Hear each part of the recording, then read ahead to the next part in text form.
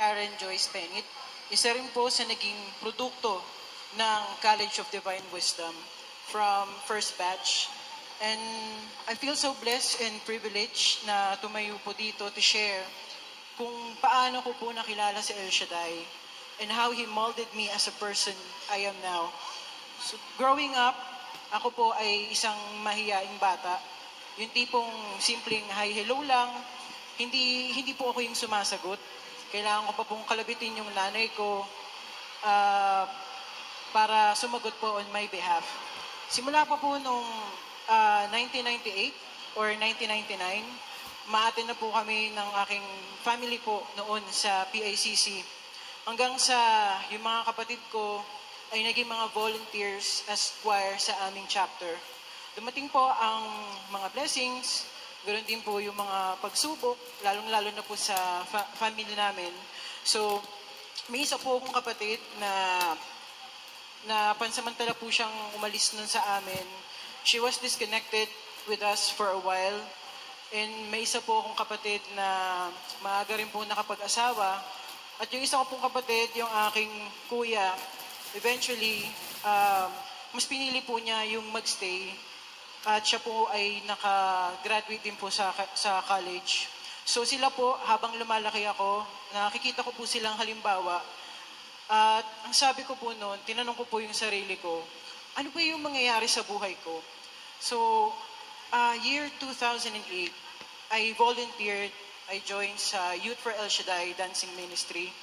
So, nagtuloy-tuloy po yung paglilingkod ko hanggang sa nag-aaral na po ako sa CDW noong 2010. So, habang ako po ay estudyante pa po noon, on and off po sa trabaho yung tatay ko. Dahil siya po noon ay may karamdaman sa lungs, meron din po siyang diabetes, etc. So, our finances started shaking. Kami naman po ng nanay ko noon, dahil siya po talaga ay isang, siya po siya yung tao na merong persevering faith. Kami po noon ay pumunta sa Amorsolo para makahingi po ng sobrang inumin ni Brother Mike, sobrang pagkain po niya. At yun po yung binigay namin sa tatay ko. And by God's grace, unti-unti pong ni-restore ng Panginoon yung physical strength ng tatay ko. Amen. 2012, naulit po yung pangyayari. On and off sa trabaho yung tatay ko. And at the same time, yung aming funds po noon ay paubos na rin. And then, that same year, I was diagnosed na may cyst sa aking left ovary. At ang sabi po ng doktor noon, kailangan daw po akong operahan dahil ang size po noon is roughly 12 to 13 centimeters yung size niya. And doon po sa loob ng operating room, doon po nila nakita na twisted na yung bukol, yung cyst. And chances are na matanggal po yung aking left ovary.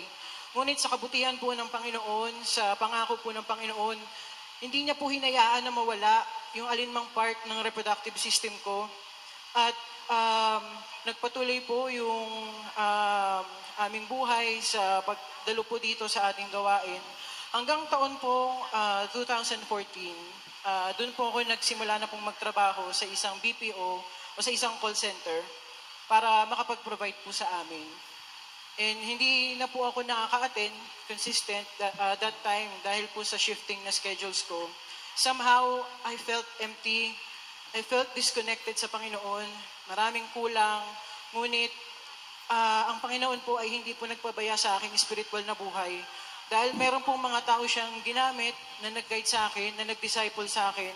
So, unti-unti po yung emptiness, unti-unti po siyang napunan.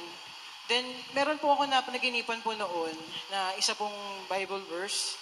Ito po yung Romans 8, 15-16. Sabi po dito, "For you did not receive the spirit of slavery to fall back into fear, but you have received the spirit of adoption as sons by whom we cry, Abba, Father. The Spirit Himself bears witness, and with our spirit that we are children of God."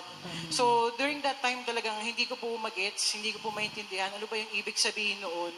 So, the following year, 2015, meron po kaming isang pagsubok ulit, month of October, dahil yung aming pong tatay na may sakit pa noon, on and off sa trabaho, siya po ay sumakabilang buhay na. Then, I started to doubt myself kasi sabi ko, yung responsibility ba na naging responsibility ng tatay ko, kaya ko ba? So, pinaalala po ulit sa akin ng Panginoon yung Romans 8:15. Pero, same thing, hindi ko pa rin po siya maintindihan that time.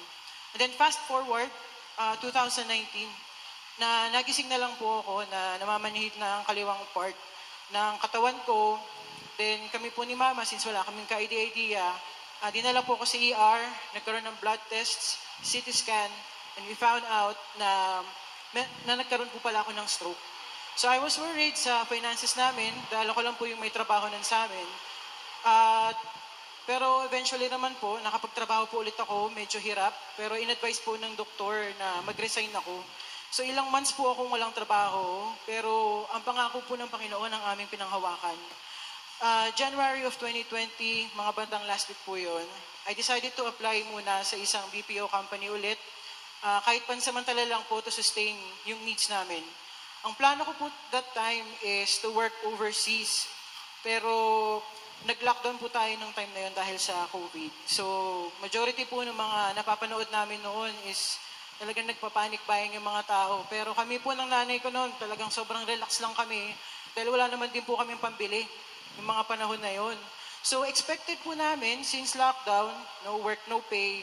So I was praying for provision kasi yung stocks namin noon bawas na. That same week po, sa biyaya po ng Panginoon, nag-announce po yung company namin na kahit hindi kami po pasok nun sa office dahil lockdown, they'll still pay us 60% of our salary plus our allowance. So we were paid the whole month. Lumipas po yung ilang months ulit, nag-iisip na po ako mag-resign dahil sa sobrang stress. Nag-pray ako, sabi ko, Lord, I'm praying for a company na mas may kayang i-sustain yung needs namin, yung may mas maayos na work schedule. Since yung sa amin po madalas nagpapalit ng schedule. And ayun naman po, nag-apply po ako sa isang BPO at awa po ng Panginoon at sa kanyang biyaya po ay natanggap po ako doon sa BPO company at up until now, doon po ako nagtatrabaho. So, ang trabaho ko po ngayon ay isang sales. So, as a sales rep, may quota ka. Medyo nag-aalala na ako kasi ilang months na hindi ko pa rin po na-hit yung aking goal. So, nag-aalala na ako kasi baka ma-compromise yung aking regularization. So until nung ika-6 months, I'm really surprised kasi hindi ko po inaasahan na hindi ko po inaasahan na bumili sa akin yung pa po yung hindi ko po nakakausap. So kami po ng nanay ko, ng kuya ko, we've been praying for financial breakthrough, provision, salvation ng family namin, and gradually nire-restore po ng Lord ang mga nawala sa amin noon. We stopped praying for it, pansamantala, pero sinurprise po kami ni Yahweh El Shaddai. January 6 of 2023, pinagkalooban kami ng Panginoon ng sariling house and lot. And after ilang months po na wala naman po sa aming plano, pero biniyayaan niyo po kami ng isang brand new car. At si Jesus po bilang isang aming treasure, or Christ as my treasure, is to experience such joy in His value, that He is more to be desired than all our possessions put together. Amen. And Christ is enough. Amen. And I'd like to take this opportunity to thank Brother Mike at ang College of Divine Wisdom po. Dahil bilang isang naging mag-aaral ng CDW, isa po kami sa patunay na ang buhay po namin ngayon ay ibang-iba kaysa iba. Amen. To God be the highest glory. Praise God. Praise the Lord. Purihin ang Panginoon. Amen. Shadow. Isa po ako sa batch 1 na nakagraduate sa College of Divine Wisdom. Ako po ay batang El Shaddai. Ang aking mga magulang po ay lingkod din dito sa ating ubasan. Ang nanay ko po ay isang coordinator sa aming barangay. Ang tatay ko po ay Cavite preacher. Naging youth for El Shaddai dancer din po ako dito sa Gawain. Taong 2010 po, ako po ay humiling sa ating Diyos na makapasok po ako ng kolehiyo pagka-graduate ko po ng high school. Dahil hindi ko po alam kung makakapasok po ako dahil pareho po kami ng aking kapatid na nag-aaral. At tinugon po ako agad ng Diyos. Nagkaroon po ng College of Divine Wisdom. Nagkaroon po ako ng full scholarship. Di man po madali na nag-aaral dahil tiniis ko po ang 6 na oras na biyahe, 3 oras po papasok at 3 oras po pabalik. Dahil sa kagustuhan ko pong makapagtapos ng pag-aaral. Sobrang malaking tulong po ang kolehiyong ito sa akin. Hanggang nakatapos po ako taong 2014 ng Bachelor of Arts in Evangelization at nakapag-decide po ako magtrabaho malapit po sa amin. Dahil sa kagustuhan ko pong makatulong sa aking mga magulang. Hindi po pala maging madali magtrabaho dahil marami po akong naranasan na pagsubok at diskriminasyon. Pero ang mga salita ng Diyos na tumimo po sa aking puso at aking isipan at ang Bible verses na Philippians chapter 4 verses 30 na I can do all things through Christ who strengthen me. At isinabuhay ko din po ang pag-iikapo. Kaya nakayanan ko po ang bawat pagsubok na iyon. Ako po ay naging licensed IC decoder. Nakapagtrabaho po ako sa gasoline station, sa 2 hospital, sa 2 manufacturing company.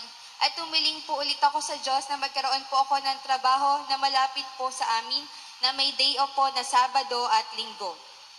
At tinugon po yun ng Diyos na nakapasa po ako sa Civil Service Examination. Nakapagtrabaho po ako sa public school bilang administrative assistant. At ngayon po ay maglilimang taon na po ako. Amen. Taong 2019 po, nagtanong po ang ating punong lingkod sa healing message. Asawa o trabaho? Ang sagot ko po ay asawa.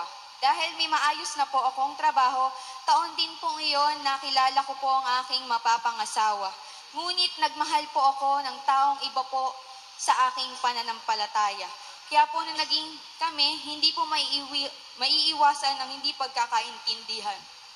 Pero paglipas po ng mga taon at patuloy na pananalangin sa Panginoon, nakakasama ko na po siya sa simbahan. Sinusuportahan niya po ako sa paglilingkod sa simbahan bilang commission reader sa aming parokya. Naisabuhay niya din po ang pag-iikapo. Taong 2021 po kami po ay nakasal at nagkaroon po kami agad ng anak. Hindi po naging madali ang aking pagbubuntis dahil 9 months po akong bed rest, palagi po akong dinurugo. Sa kabutihan po ng Diyos, kahit kasagsagan po ng pandemic, hindi niya po ako pinabayaan financially. Kahit po ang aking asawa hindi makaakyat sa barko. Patuloy po ang aking sweldo, nagtatrabaho din po ako sa bahay. Hanggang sa nanganak po ako via cesarean section. Paglabas po ng aking anak, naninilaw na po ang aking anak. Hindi po siya dumedede at napakarami niyang aparatos sa katawan. Tinapat na po ako ng doktor, pero hindi po ako naniwala. Kaya kahit masakit po ang aking tahi, tumayo po ako, itinaas ko po ang aking kamay, at dinalsan ko po siya ng Salmo 91. At kinantahan ko po siya ng papuri sa Diyos. Nilagyan ko po siya ng panyo sa kanyang ulunan.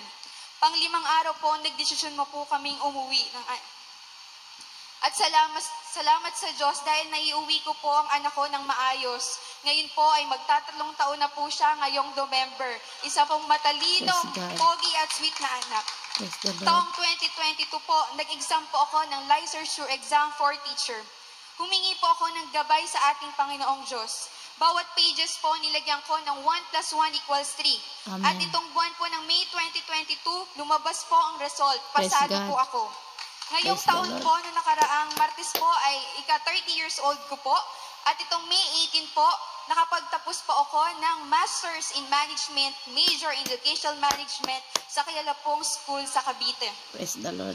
I will take this opportunity po to thank you, Yahweh El Shaddai. Thank you, Brother Mike, sa mga salita ng Diyos, sa College of Divine Wisdom, sa aking pamilya. Dahil hindi ko po maaabot at mararating ang mga bagay na ito, kundi dahil sa gawain ito at sa inyo. Praise May God. bahay, sasakyan at masayang pamilya po ako. Kaya ibinabalik ko ang papurit palangal sa inyo, Yahweh El Shaddai. To Amen. God be the glory. Amen, amen, amen. Praise God. Purihin ang Panginoon. Amen. Araw to And all things God work for good. And all things God work for good. Amen. And all things God work for good. In Jesus' name. Amen. Thank you, Lord. Praise God. Salamat sa Diyos. Thank you, Lord. Salamat. Salamat sa Diyos. Praise the Lord. Hallelujah. Salamat sa Diyos. Salamat po Panginoon, Yahweh Shaddai, sa katagumpayan po ng iyong banal na gawain sa araw na ito. Saturday appointment with Yahweh Shaddai na bagamat narito tayo sa malayo ay patuloy pa rin tayong nakakapanood at nakikiisa sa iyong banal na gawain Panginoon. Salamat po Lord God at naalala ko po noong nara sa Pilipinas pa, year 2001, year 2002, year 1999, yan. Lagi tayo nag-attend dyan sa Amorsolo, sa PICC, and then, yung year 1999, Ambel, nag-start po ang gawain ng Ambel 2002, after ng Walk of Faith. Talagang, hindi ko po talaga ma-explain yung saya ng puso ko na bagamat noong panahon na yon, yung wala akong pera, binibigyan lang po ako ng kapatid ko noon ng pamasahe, tamang-tama lang. At ang ginagawa ko po noon sa binigay sa akin ng kapatid ko is, halimbawa nagbigay sa akin ng 100, yung 10 peso, ilalagay ko po yun sa envelope, yun po ang aking ikapo. Oo. Tapos, hindi ko pa po lubos na unawaan nun basta nilagay ko na yung 10 peso sa envelope. Tapos iba pa po pala yung love offering. Ang ginagawa ko, kapag ako po ay nilalakad ko na lang po ang Baklaran. Diyan sa may Baklaran, may palengke po diyan diyan sa tabi-tabi nagtitinda yung mga tao diyan po ng saging, luto na saging, bumibili po ako diyan. Bumili po ako ng luto na saging, hindi po para sa aking sarili, kundi para ibigay ko po sa disciple, kung sino po yung disciple na aking makita po sa Ambel, kahit hindi ko po kilala. Tapos madala akong tubig para yun po aking iinumin. Oo, nung panahon na yun, medyo bata-bata pa tayo. Kayang-kaya ko po mag-prayer and fasting po noon maghapon. Opo. Oo, kaya pag alis ko, kakain ako, then gabi na hindi na ako po kakain. Tapos nakikinig po ako ng mga patotoo, buhay na patotoo, at saka syempre sa gawain sa banal na misa. Ayan, so malaking tulong po talaga ang gawain ni Yahweh Shaddai. And then, pag nakita ko po yung disciple na naghakot ng mga upuan, sabi ko, Brad, hinto muna kayo. Sabi niya, bakit sister? Mayroon akong dalang biyaya. Tapos sabi niya, oh, thank you. Yung saging na, lutong saging, ibibigay ko po sa kanya. Tapos sabay-sabi, Brad, i-pray niyo po ako, Brad. I-pray over niyo po ako. Sabi niya, oh, sige sister, anong gusto mo? Sabi ko, gusto ko po, Brad, makapag-abroad na walang placement fee. Ay, angkinin mo na, sister, answer prayer ka na. Sabi ko, amen, amen. So, yun po, maraming beses ko po ginawa yon. Ay, siguro 1 taon siguro po ginawa ko yon na nagpapapray over sa mga disciple kahit hindi ko po sila kilala. Tunay nga po na ang Panginoon ay buhay, tapat po siya. At nagkatotoo po dahil ang prayer ko po noon is makapag-abroad po ako na walang placement fee. At totoo po, wala pong placement fee. Ako nagpapasalamat sa Diyos sa taong ginamit niya na Sister Marivic po na taga Cebu.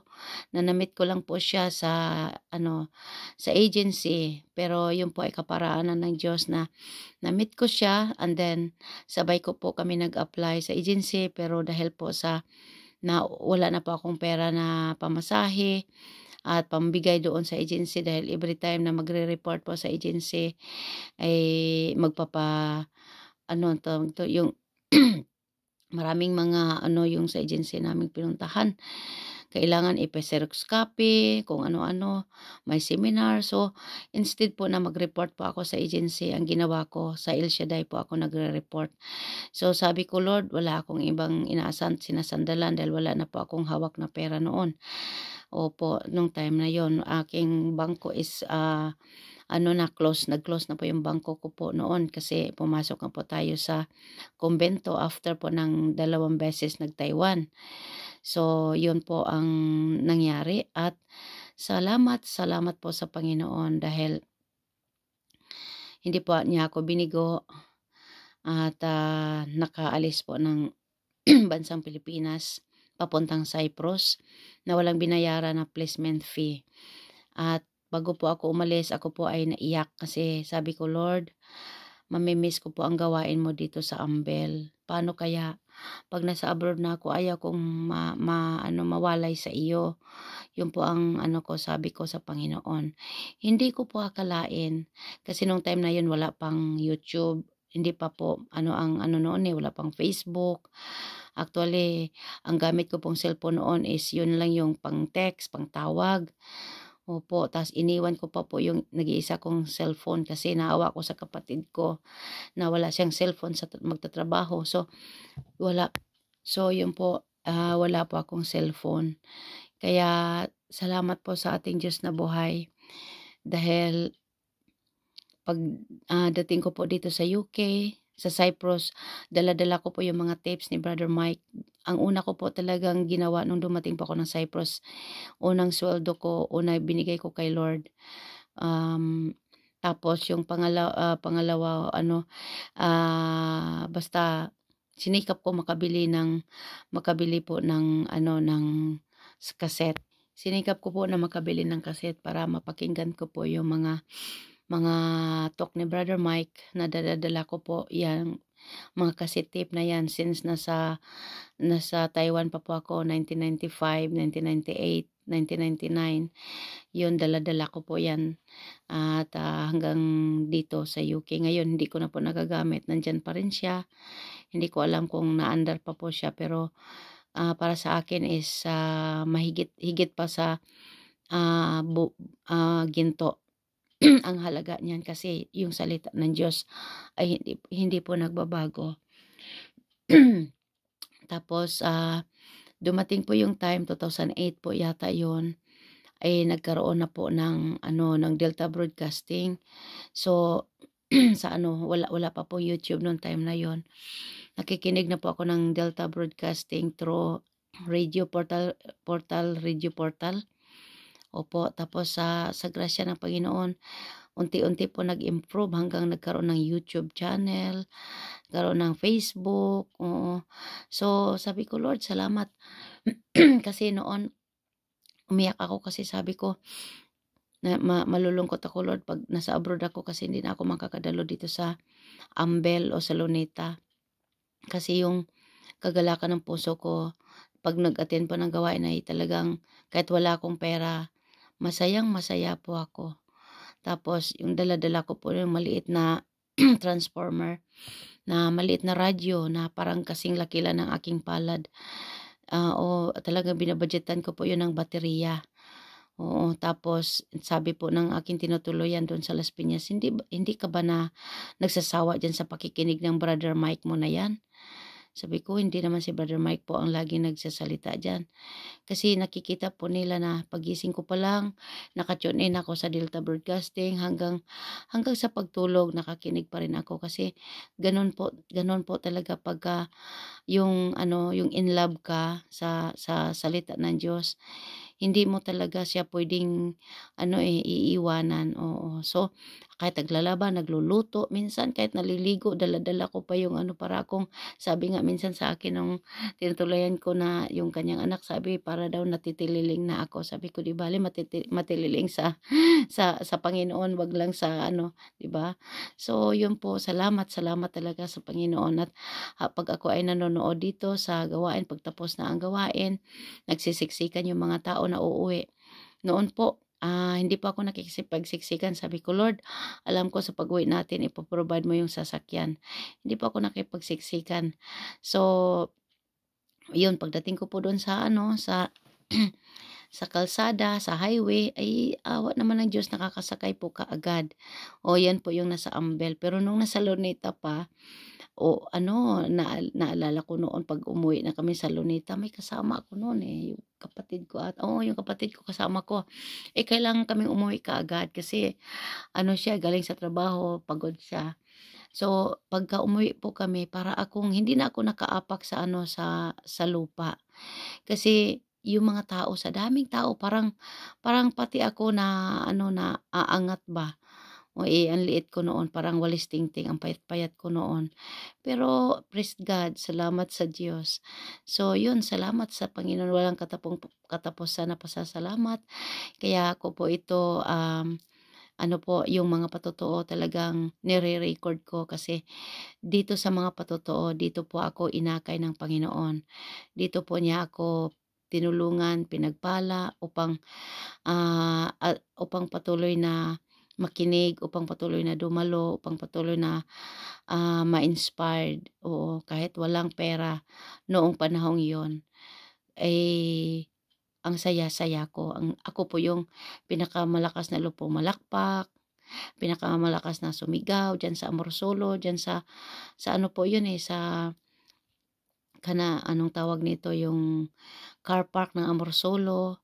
Oo, kasi, ang Amorsolo noon, Amorsolo building ng, pinaka-main po ng El Shaddai is until 8th floor po yata 'yan.